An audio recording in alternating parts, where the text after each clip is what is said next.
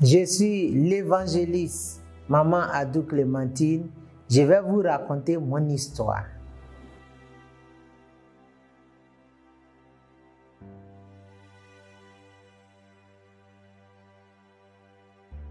Je suis né dans une famille de polygames. Mon papa avait plusieurs femmes. Je suis la dernière fille de ma maman. Et j'avais, disons, 14-15 ans quand j'ai donné ma vie au Seigneur. Et c'était en 1977. J'ai été baptisé le 6 juillet 1977 dans mon village natal. J'ai commencé à servir le Seigneur. Il faut dire que dans une famille où il y avait l'idolâtrie, où personne ne connaissait pas Dieu, c'était un peu compliqué. C'était tout à fait normal qu'on ne me comprenne pas. Mais par la grâce de Dieu, le Seigneur m'aidait à surmonter les difficultés qui se faisaient face à moi. Et en 1978, j'ai été au collège d'Abosso. C'est là que j'ai fait mon cursus scolaire. J'ai fait de la 6e en 3e à Abosso. Là aussi, j'évangélisais. J'étais en classe et j'ai entendu la voix « Sors pour aller évangéliser ». Et chaque fois que j'entendais cette voix, j'étais aussi un peu tourmenté. Et des anciens m'ont conseillé. Je ne pouvais pas continuer l'école. Et par la grâce de Dieu, j'ai pu continuer. En 1979, j'ai eu le baptême du Saint-Esprit au cours d'une retraite spirituelle organisée à Beaunois. Et à la suite de cette retraite spirituelle, il y a eu une évangélisation qui s'est tenue à Beaunois. Et l'apôtre m'a programmé pour prêcher l'évangile. J'étais toute petite, très négligeable, mais le Seigneur m'a utilisé pour sauver des vies. Et ce jour, le Seigneur s'est beaucoup manifesté. Des malades ont été guéris, des âmes ont été sauvées. La grâce de Dieu était abondante, le nom de Dieu était glorifié. Et c'est là que l'apôtre et son conseil ont vu que le Seigneur était avec moi. Et depuis ce jour, il y avait une parole avant de recevoir le Saint-Esprit. Le ciel était ouvert pendant que mes yeux étaient fermés. Tout était blanc. Je voyais tout blanc le ciel. C'était comme sous forme de vision. Et le Seigneur, je voyais tout en haut. Jésus était assis à table avec ses disciples. Et je voyais Jésus qui disait, c'est ici que je veux que tu viennes. Donc, depuis ce jour, cette image m'était restée. Quand j'adorais le Seigneur, je craignais, je me sanctifiais, mon adoration avait changé et le Seigneur permettait que j'aille en eau profonde.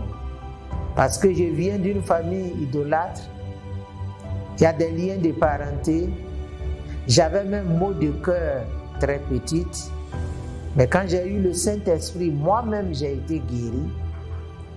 Le Seigneur m'a entretenu, a veillé sur moi. Et cette vision que j'avais vue lorsque je recevais le Saint-Esprit m'est restée de telle sorte que je persévérais toujours, j'allais de l'avant, rien ne pouvait me retenir. Et c'était la parole de Marc 13, verset 13 qui disait « Vous serez haïs de tous à cause de mon nom, mais celui qui persévérera jusqu'à la fin sera sauvé. » Cette parole aussi était comme une image qui m'était restée. Pour moi, il fallait poursuivre le ciel que le Seigneur m'a montré. Donc Dieu était ma priorité. De telle sorte que d'autres même arrivaient à dire, comme elle est petite, c'est pourquoi elle est si zélée. Mais quand elle va grandir, elle va laisser. Je les regardais et je disais que vous n'avez pas encore vu ce que j'ai vu. Ce que j'ai vu, le ciel que j'ai vu, la vision que j'ai vue m'a motivé, m'a aidé à persévérer, m'a aidé à me sanctifier, me donner au Seigneur. Et je me suis dit, même si on me frappe, je vais adorer le Seigneur. Même si je n'ai rien, je vais adorer le Seigneur. C'était la foi que j'avais mise sur le Seigneur. Mais Dieu aussi pourvoyait à mes besoins. C'est pas comme j'étais en conflit avec mes parents, mais mes parents ne comprenaient pas ce qui m'arrivait. Et puis eux aussi, ils ne comprenaient pas ce qui m'arrivait. Moi aussi, je n'avais pas la compréhension de mes parents. De telle sorte que c'est comme je vivais un peu isolé. Mais au fur et à mesure, j'ai compris que quand tu crois à Jésus, il faut que tes parents soient sauvés. C'est ainsi que j'ai commencé à me rapprocher de mes parents et à pouvoir collaborer pour que la parole de Dieu puisse aussi les rentrer. Pendant tout ce parcours, je suis arrivé en 1980. En 1980, à Boisseau, en 3e, j'ai eu mon BPC et c'est là qu'on m'a nommé diaconesse dans l'église. Le Seigneur continuait les songes, les visions, les révélations, et de telle sorte que quand je dors aujourd'hui, c'est comme si je voyais le message du dimanche que le pasteur allait prêcher. Et tout cela, je pleurais et tout. C'était l'appel de Dieu que je ne comprenais pas. Mais j'allais toujours à l'école. Et en vacances, je partais chez l'évangéliste Feu, évangéliste Yao Bio, pour aller faire les campagnes d'évangélisation. Nous avons évangélisé en 81 à Bongo, dans la région de Bonoa. On dormait très tard, on a beaucoup souffert, on a prêché l'évangile au niveau de Koumansi Port-Boueux 2. Là-bas, Dieu a fait des miracles par son serviteur. J'étais dans son équipe, j'étais chantre. Et il faut dire qu'un enfant, il y avait le micro qui avait tapé la tête d'un enfant. C'est comme si l'enfant même, son crâne était cassé. L'évangéliste a dit prions. Il a imposé les mains à l'enfant et l'enfant a été guéri. Et on n'a pas eu de problème. Aussi le lieu, lorsqu'on faisait l'adoration, c'est moi qui faisais l'adoration.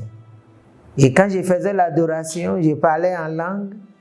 Des Mauritaniens qui étaient dans leur boutique ont été surpris. Ils m'entendaient glorifier Dieu dans leur propre langue. Et ils se disaient, mais celle-là, elle vient d'où? C'était comme à la Pentecôte, où le feu était descendu, où les gens parlaient de nouvelles langues. Et ils étaient étonnés, ils étaient visités par Dieu, étonnés, surpris. Dieu les parlait, puisque ce que je disais, c'est avec Dieu que je disais. Moi, je ne comprenais pas, mais eux, ils comprenaient. Et ils accouraient vers le lieu. Nous sommes quittés là, et nous sommes partis à Anyama, à Azaguié. En 82-83, nous avons évangélisé. J'ai persévéré, j'ai continué sans découragement. Et quand j'ai fini le BEP, nous sommes partis évangéliser à Yopougon. On appelait Bâche Bleue. Yopougon Bâche Bleue vers Nyangon. Et là, Dieu a fait aussi des miracles. Le premier jour que nous avons mis pied là, on est venu me dire que tu as eu du travail. C'était la société d'un de mes parents et on allait me mettre dans cette société. Mon lieu d'évangélisation, j'ai quitté le lieu d'évangélisation, mais mon travail était comme un lieu d'évangélisation. Je distribuais les traités, je rendais témoignage. Mes employés, je leur prêchais l'évangile, de telle sorte qu'il y avait un que sa femme avait été opérée 2 fois et que si elle devait être opérée pour la 3e fois, c'est comme si c'était un peu risqué. Et ils sont venus me dire, j'ai prié pour cette femme. Je suis allé voir l'homme de Dieu, il a dit, Clémentine, par la foi, le Seigneur est avec toi. Donc, tu sais comment le Seigneur opère les miracles. Et par la prière, cette femme a accouché. Les sages-femmes étaient étonnées, elles étaient surprises. Or, elles s'attendaient à faire la césarienne. Et l'employé, qui était embêté, a pris même son enfant pour me donner. C'est-à-dire que en 87, j'ai rencontré Feu Apôtre Traoré. Nous nous sommes mariés. Nous avons eu, par la grâce de Dieu, 2 merveilleux enfants. La première s'est mariée il y a 2 ans et le deuxième va se marier bientôt. Le Seigneur a glorifié son nom. Un jour, on quittait Abidjan, on partait à Boaké. Vous voyez ce qui s'est passé après qu'on a dépassé Toumoudi. Un gros camion est venu tomber sur la voiture que le Seigneur nous a donnée. Cette partie même, j'ai oublié. C'est quelqu'un qui m'a offert cette voiture à 3 500 000 francs pour dire, prends pour prêcher l'évangile.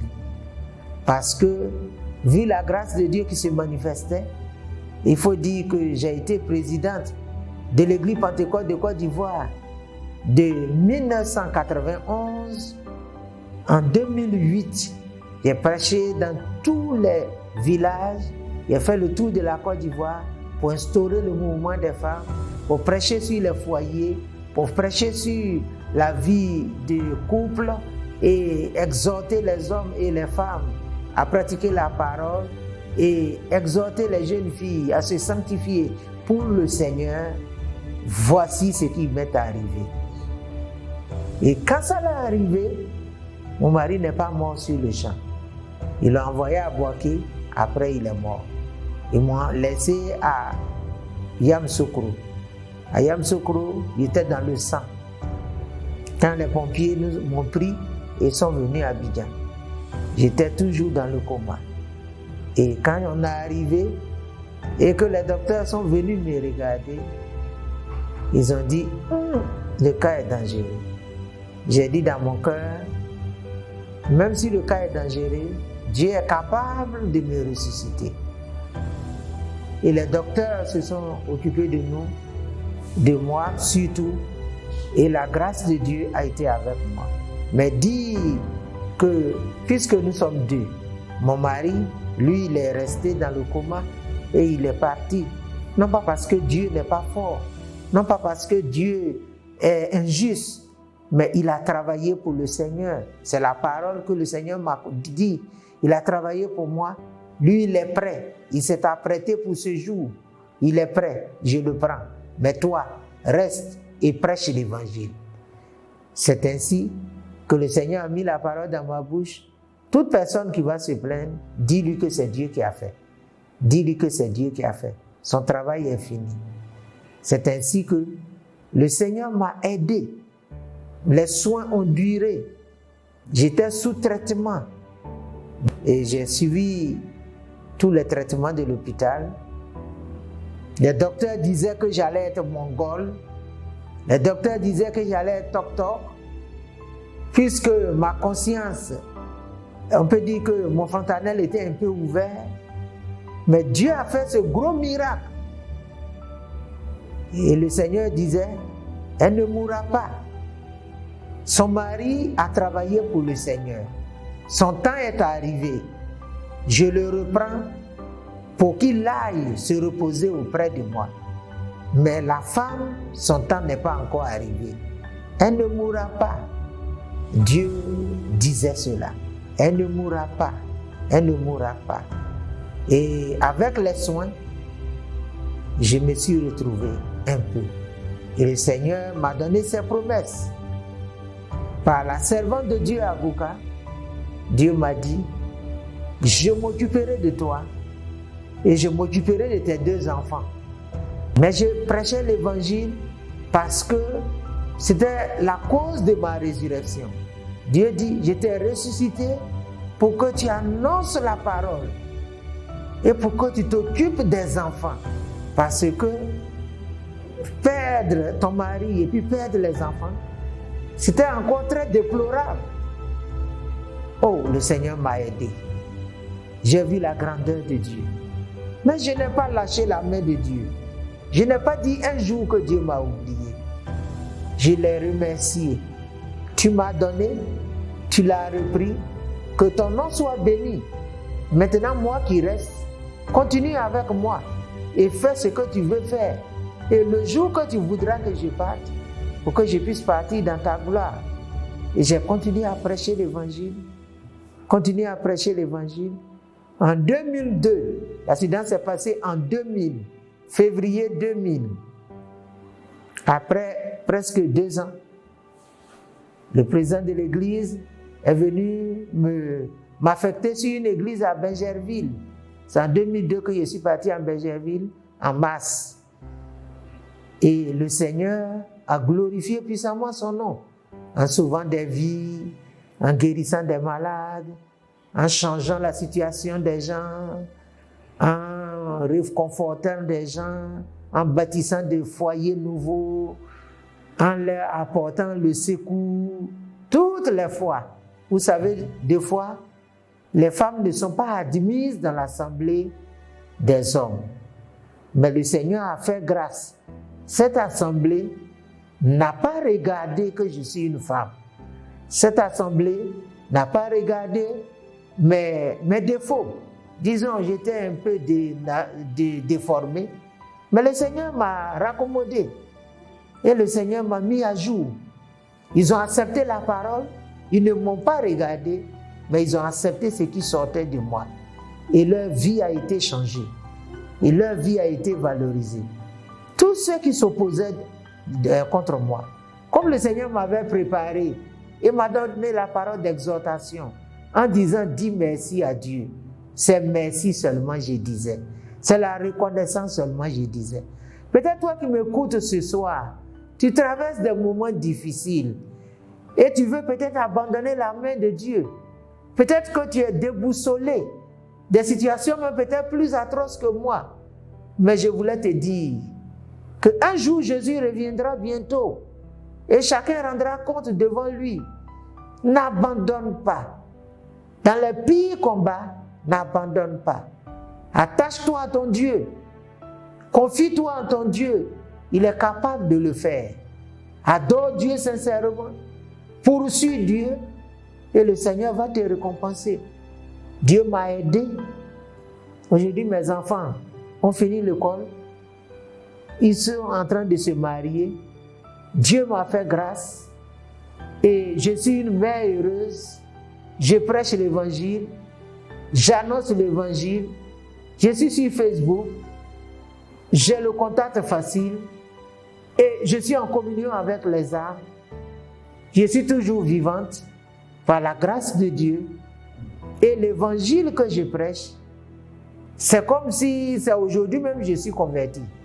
Parce que dans mon esprit, je ne suis jamais découragé.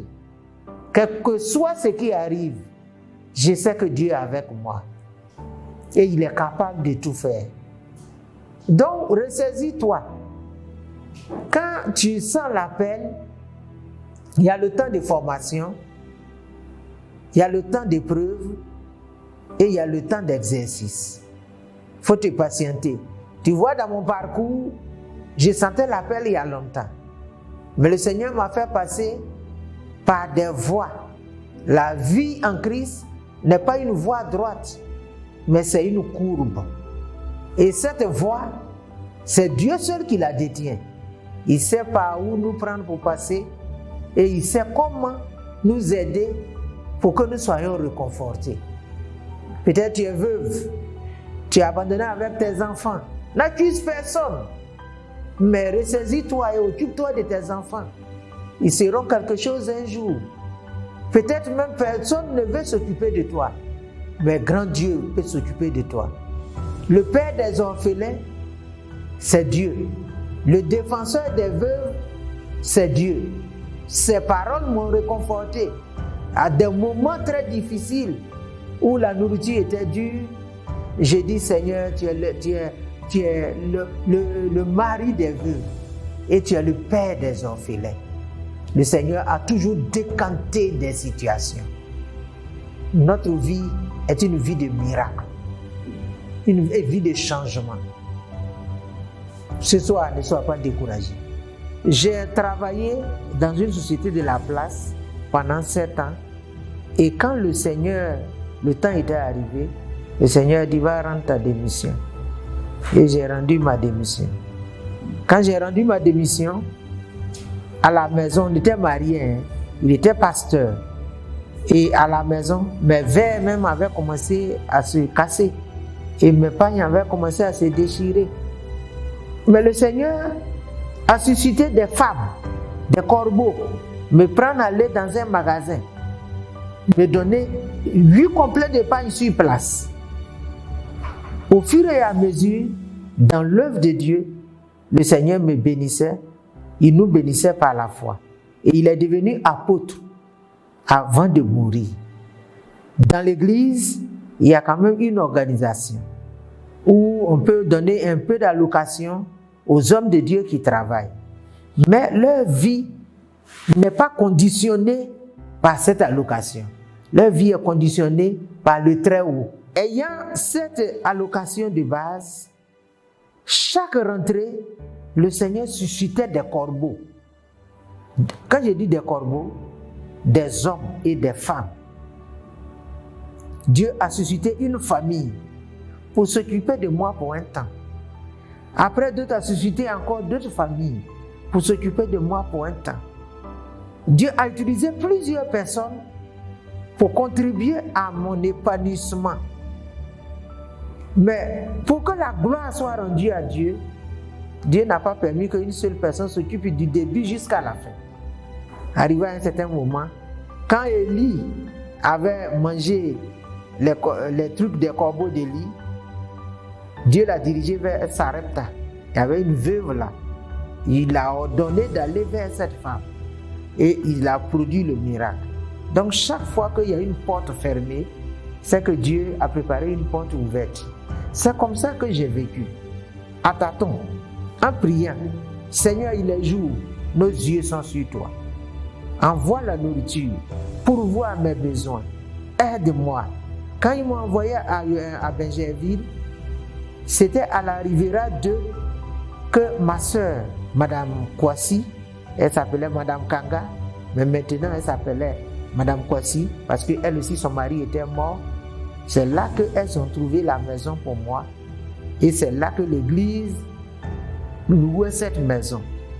Donc, étant là, après 12 ans, j'ai des filles en Christ qui occupaient la maison et qui ont dit que, ils ont dit à leur soeur, maman, notre maman cherche maison. Des filles en Christ, j'ai élevé beaucoup de filles. Des filles, on les a mariées dans ma main. On m'a donné leur dot. Il y a d'autres, leurs enfants aujourd'hui à 21 ans, des hommes et des femmes. De telle sorte que, maman, tu cherches maison. Viens avec ta caution de 2 mois. Et puis viens rentrer dans cette maison. Donc c'est 2 mois. 200 000. Et puis je suis rentré dans cette maison. Chambre salon, 100 000 francs. Où le Seigneur pourvoit chaque jour à mes besoins. En tout cas, je ne peux pas dire gâter le nom de Dieu. Je peux dire que Dieu est merveilleux. Dieu est puissant. Il a un plan pour chacun. Il a un plan pour moi. En écoutant ce témoignage, il faut prier. Mets Dieu à l'épreuve. Et tu verras que le Seigneur va t'aider. Et tu verras que le Seigneur va changer ta situation, ta condition. Dieu est capable de tout faire. Il est le Dieu merveilleux. Il est le Dieu qui ne dort pas. Ce soir, l'occasion, il y a de l'espoir pour toi. L'occasion est ouverte pour toi, pour t'attacher à Dieu. N'adore pas Dieu bassa, d'une manière bassa, comme je prêche à l'église de Benjerville, et je dis, n'adorons pas Dieu bassa, mais adorons-le bien. Attachons-nous à lui, ressaisissons-nous, et Dieu s'occupera de nous. Et cherchons la face de Dieu. Continuez à chercher la face de Dieu. Continuez à aimer le Seigneur. Je ne suis point découragé. Dieu a fait beaucoup de miracles et papa n'est pas là. Je me suis retrouvé avec les enfants. Mais par la prière, ce que je disais rentrait dans leur cœur. C'était dur, c'était pas facile, mais je n'ai pas baissé les bras. C'est par la prière que Dieu a éduqué les enfants. Je peux dire que c'est Dieu qui a éduqué les enfants, qui a élevé les enfants. Et c'est Dieu qui les a aidés. C'est Dieu qui les a aimés. Et je partais à l'église avec eux, je prêchais avec eux, ils me suivaient partout. On partait et on revenait manger. On était seuls. On partageait nos joies et nos peines ensemble. Et ils voyaient comment le Seigneur m'utilisait. Les gens venaient me voir à la maison. Mon travail est gâté. Je leur donne des prières et le travail reprend. D'autres disent, je suis bloqué ici. Ils donnent des prières et le travail va de l'avant. Et ce qui est blocage est ôté. Aujourd'hui, par la grâce de Dieu, j'ai prié pour les gens et le Seigneur fait le miracle, de faire le prodige. Je prêche la parole. Je prêche la parole. Je ne peux pas dire beaucoup de choses parce qu'on ne peut pas se qualifier soi-même. C'est Dieu qui fait. C'est Dieu qui fait. Dieu fait grâce. Dieu fait grâce. Seigneur, je t'aime. Seigneur, je t'aime. Seigneur, tu es incomparable. Seigneur, tu es le Dieu merveilleux. S'il y avait un mot plus fort que merci, je te l'aurais attribué. Tu ne m'as pas déçu. Toute petite, je t'ai accepté. Tu as marché avec moi. Ceux qui se sont moqués de moi, beaucoup sont dans la confusion aujourd'hui. Beaucoup voient mon histoire. Et toi, Dieu, tu m'as sauvé. Tu as fait beaucoup de miracles et de prodiges. Je vais te bénir. Mon âme t'exalte. Mon âme te bénit. Mon âme te loue. Mon âme te glorifie. Que tous ceux qui se trouvent dans ma situation se souviennent de toi et t'invitent dans leur situation. Que les veuves t'invitent dans leur situation. Que les affligés t'invitent dans leur situation. Que les démunis t'invitent dans leur situation.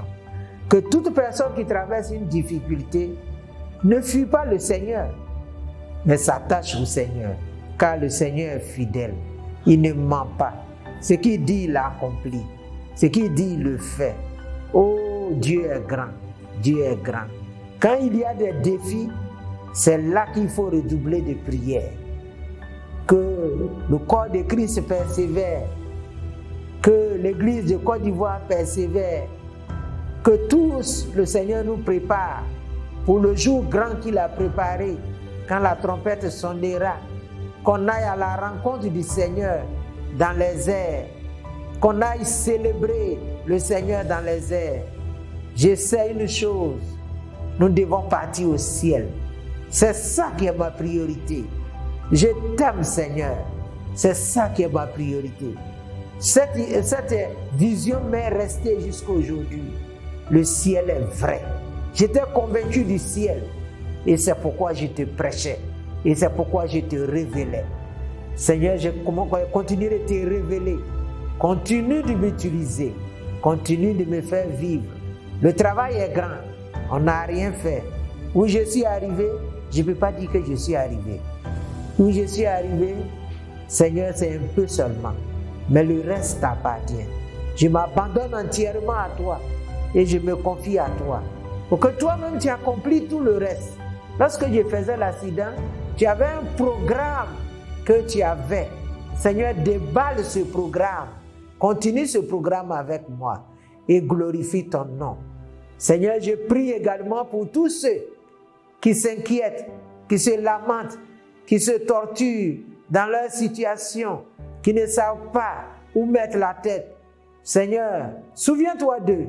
Souviens-toi d'eux, souviens-toi d'eux, console-les, encourage-les, édifie leur foi, aide-la à persévérer, aide-la à t'aimer, aide-la à te suivre, parce que tu es Dieu, tu es merveilleux, tu es le roi des rois, tu es le Seigneur des seigneurs. Je te suivrai toute ma vie, je te servirai toute ma vie. Que ton nom soit glorifié, que ton nom soit élevé. Au nom de Jésus. Amen.